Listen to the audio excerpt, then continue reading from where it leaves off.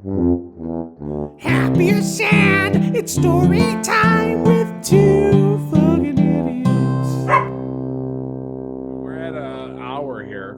Okay. So we just rolled right into our famous, our award-winning, our syndicated segment. Fucking idiot of the week. That guy's a fucking idiot. There you go. um, I went first in the facts. Yeah. Yeah, you can go first this time. What you got, man? Mine we kind of already touched on, which hopefully doesn't make this anticlimactic, but my fucking idiot of the week this week is Ben Askren. The wrestler that we were speaking about earlier. That we were speaking about fighting Jake Paul this weekend for these reasons. One, is it this weekend? I didn't even notice it's tonight. Dude. Fuck. It's tonight, bruh. I downloaded Triller just to see if I could catch a sneak peek, but I'm not going viral on TikTok, so might as well try the knockoff brand. You know what I'm saying? Sure. There you go. Oh no. I'm kidding. I'm sorry. God damn it, dude. God damn it. You froze very subtly earlier, and I was like, oh no, but then you came right back. Oh, last week was a nightmare. I still am embarrassed about it. It hasn't happened like really bad since. So now that we're talking about it, for sure, it's over. So yeah. Honestly, me faking it, my computer's like, oh shit, maybe he wants to fucking freeze. But anyway, just a wonderful career, 2-time Heisman in wrestling, 6th place at the Olympics, so like an Olympic qualifier, which is huge in wrestling. Undefeated in MMA for like 10 years, and hopefully after tonight, undefeated in boxing. I hope he shuts Jake Paul the fuck up. And I don't even hate Jake Paul. I'm like, I'd rather not let people know how much into like the gossipy bullshit I'm in. Like, I love on Snapchat when it's like, Addison Rae said this to this other famous TikToker, and I'm like, I look over my shoulder and I'm like, click, can't wait to see what she had to say. But anyway, I'm exposing myself right now for no good reason. That's what this podcast is for, bro. That's what it's for. You're racist and I like gossip. I don't know which one's worse. Both of them. Both are bad, yeah. And but anyway, I just, with all of this happening, I've kind of gone back and looked at his career and like listened to his interviews, and he was on a couple podcasts hyping the fight up. And the more I get to know about him, the more I like the guy. Mm-hmm. He's just like works hard. He's humble, but confident, you know. He's pretty funny actually too. Like super funny. Honestly, if anybody's funny, I'm like, all right, I'll root for that guy. All right, I'm in that. Because like, somebody has a little bit of a personality, and I'm like, he's my favorite, actually. Literally, yeah. So Ben Askren went on Logan Paul's podcast, Impulsive. Oh shit! They do not sponsor us. Yeah, like a week or two ago, maybe 3 weeks ago. But the episode came out about a week ago, and the whole time they're like, Logan Paul's like, I started on Vine, so my career started in 6 seconds and yours ended in 6 seconds when Masvidal knocked you the fuck out. Yeah. And Ben Askren was like, okay, first of all, that's a very funny joke. Secondly, it was 5 seconds, not 6 seconds. So it's just like he's bulletproof. Like he cannot be. And I think that comes with being so good at something. Yeah, for sure. Right? Because I'm a pretty confident guy. Most things don't get under my skin, but it's like, maybe that would, you know, like that was a defining moment in his career. But then he's like, I came out of retirement to go back to the UFC. Like I was off for 2 years. Yeah. It's not like I was a champion still. I had quit the business, you know. Mm-hmm. Anyway, and besides that, you know, he's a coach and just an all around positive, genuine guy. And I'm trying to get some hits off of this Triller fight, bro. You know what I'm saying? Yeah. Like, watch our podcast, okay? Please. Dude, that's good. I'm rooting for him too, because I just, like we talked about, I don't really care for bullies. And the other dude's mean. He fucked up Nate Robinson, who was not a boxer. Like, dude, he's 5'11". Like, he's just a horrible. What a bummer that was. Dude, my fucking idiot of the week is two fucking idiots of the week. You said this was gonna make me cry. So literally, I have this notebook that I write shit in, so that I have like a little like cliff notes of what the article is. Yeah. This could be a movie now for sure. And if it's not being written, yeah, I'm writing it. Yeah, do it. Let's do it. So, okay.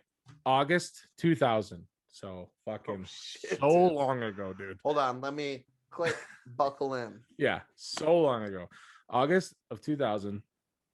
A guy named Danny Stewart was going to meet his partner, Pete Mercutio. I'm pretty sure that's how you say that. Some articles I look up are very vague. This one was just like, here's their fucking full names. Like, you need to know everything about them. Partner as in partner, lover? Like, yes. Like, okay, relationship. Okay. Yeah. So they're in a relationship. They're going to meet somewhere. So he's on the subway. He's going to go on New York subway. So he's on the platform, sees a like bundle of like towels or something, and doesn't understand what it is. He thinks it's like a doll or something, but it's a fucking baby boy with like an umbilical cord still like attached to him. Like some horrible person or whatever horrible circumstance happened where, you know, they whatever. So he finds it. Remember, it's 2000. All of us have fucking Nokia bricks. He can't get any reception, so he has to run to a payphone. I thought that was actually a really funny part of the article because I was like, I never even knew how to use a payphone. Found it just like on the ground somewhere. on like the platform, like when they're waiting to get on the subway. So he found it, called the police. You know, the police obviously take it and figure out like what the fuck they're gonna do with it. So like a month or two later, Danny, the dude who found it, Pete, the dude that he was going to meet, basically they had a night, obviously that night, and they were like, he was like, dude, this baby's going to be a part of our lives in some way forever. I mean, the baby's probably going to grow up and at some point want to know like what the fuck happened. Like they're going to find, you know what I mean? So maybe they were maybe finders keepers. Yeah. Well, like maybe they could send it like a birthday gift every year on this day as like a, hey, we found you kind of thing. Yeah. Like you're alive because of us, you know, that kind of thing. And so like a couple months later, Danny gets invited to go testify at this like family hearing, which I'm guessing the baby didn't have a family because he was living alone in the subway. So just a hearing. Then. Just like just a hearing. And this lady judge was like, hey, you obviously have a pretty serious connection. Would you ever consider maybe adopting this child? And like in the article, it said that he said yes, and it actually like even shocked himself. Like he probably hadn't even thought about it, but was just like maybe just touched about the idea of it, whatever. So 4 months later, they adopted him. They named him Kevin, which is a fucking, you know, normal name, whatever. Sure. 11 years later, 2011, gay marriage becomes legal in New York City, or New York, I guess. And Kevin's idea, he's 11 now. Kevin's idea was to go and ask that lady judge if she would be the officiant of their wedding, like his dad's wedding. His dad's wedding? Is that his dad's wedding? Both dads getting married after the S. Yeah. Yeah. Jesus. So dad's wedding. So the lady said, sure. So the same lady who like got him to adopt Kevin married the two of them. Like literally, like, I don't know, man. It could be a blockbuster movie tomorrow. Like that's such a cool story. Yes, so dude. My fucking idiots are Danny and Pete for being there for Kevin. Sure. Even if it is 21 years ago.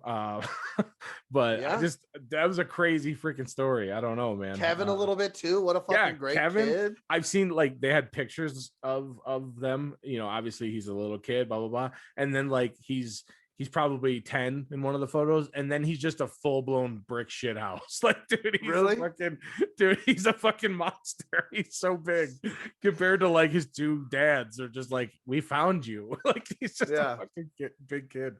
Jesus Christ, dude, that story is fucking crazy. I don't know, man. But like you said, finders keepers. So that's what I was thinking. You leave a kid in the subway, anybody can claim him. Even that bitch judge is pretty cool. Yeah, honestly, that she said in the article, like she has the inclination to think that maybe like a connection was made or whatever and was right about it. So that's crazy. I don't even know if I'd turn the kid in. If I found a kid on the ground, I might just keep it. I don't know, man. I probably would say something, maybe, just the police, but I would not adopt a kid that was found in the subway because, like, I don't damaged need goods. It's like dating a girl that got cheated on, It's yeah, like, you never know like what his past. I mean, even if it's like a day, you never know what happened. He might get canceled someday. Yeah, dude, that's a like, crazy story though. I don't have enough room in my car for all that fucking baggage. You know what I'm saying? I mean, I feel like some people wouldn't even adopt a dog that was found in a situation like that because they're like, oh, that's like a 10 to 12 year commitment. A kid is forever, like crazy amount of commitment. So, and it's like, what did that kid do to get left on the platform in the first place? He probably wouldn't shut up, dude. He's probably his just fault. He's probably just like, can we get rid of this umbilical cord, please? And somebody was like, we don't have scissors. We already said it. If we're being honest, he at least played a part in it. You know what I mean? There's three sides to every story. He was probably like, this is the wrong subway. And they were like, you know what? Fuck this. We're done. We're done. He's like, we need to go east. I don't know. He was a really smart infant. But yeah, dude, that story's crazy. I feel like it could be a movie tomorrow for sure. Absolutely could. Starring Ben Affleck and Matt Damon as Pete and Danny.